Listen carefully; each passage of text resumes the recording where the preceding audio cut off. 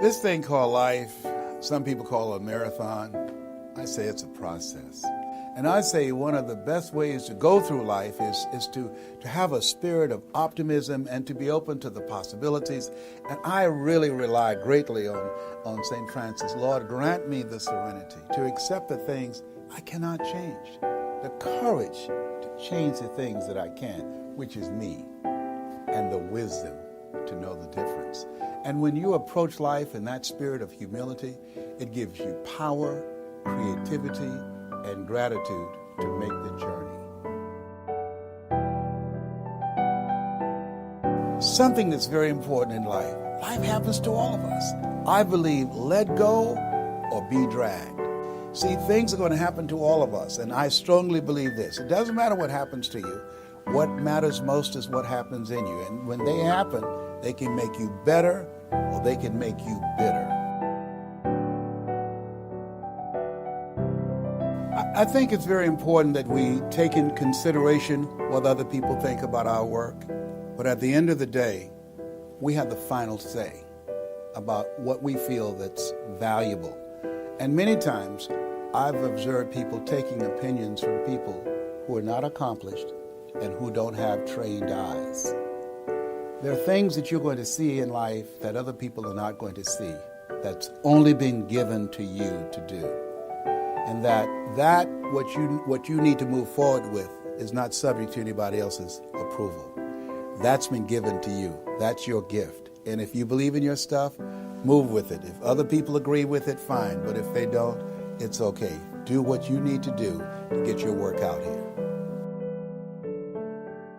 Most people must learn how to live beyond the good opinions of others. And words have power. And one of the things I teach people is label jars, not children. And most importantly, when you're looking at yourself, looking at your situation, be positive. As my mother used to say, if you can't say something good, don't say anything at all.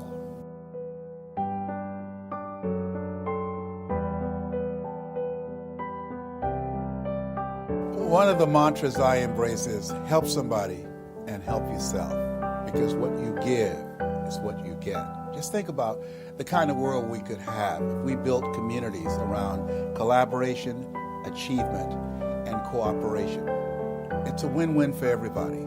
I believe that communities of violence and disillusionment and cynicism, they're created by people, and they can be changed by people.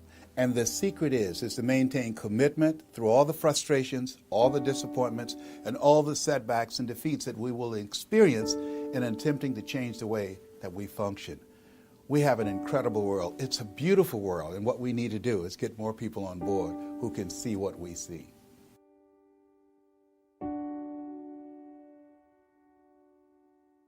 Nobody's going to care more about your dream than you. Wherever you find yourself, at some point in time, you made an appointment to be there. Your success in life is directly related to your willingness to commit yourself to do the things that you don't like to do. People always ask, what do you mean? When you're hungry, you're unstoppable. When you're hungry for something, it's a non-negotiable. It's something that you've told yourself, I've got to do this, I've got to have this, I've got to experience this. See, the world at the end of the day consists, I believe, of two kinds of people. Those who work and those who watch them.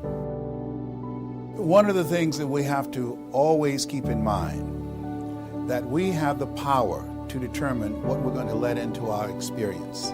And many people allow themselves to buy into the negativity of the world. Today, if you don't program your mind, you will be programmed. So you've got to make a conscious, deliberate, determined effort to set aside time every day for at least an hour. That's what I do. I listen to something motivational first thing in the morning. And the reason I do that, whatever you listen to the first 30 minutes when you wake up, it will control the spirit of your day. One of the things that people are dealing with today is relationships. Two primary questions that one must ask oneself in life. Number one, where am I going? Number two, who's going with me? If you ever ask that question or those questions in the wrong order, you'll be in serious trouble.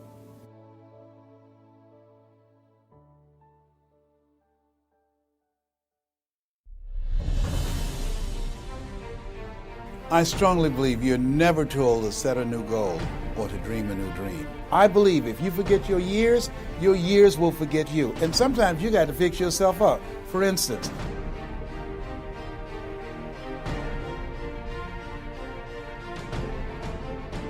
it's important for you to take the time to find out what's important to you. And so you have to, along the way on the journey, you have to make time for it. You have to make it important. The people in your life, the things that you enjoy doing that will nourish your spirit. We do the things that we feel that's important.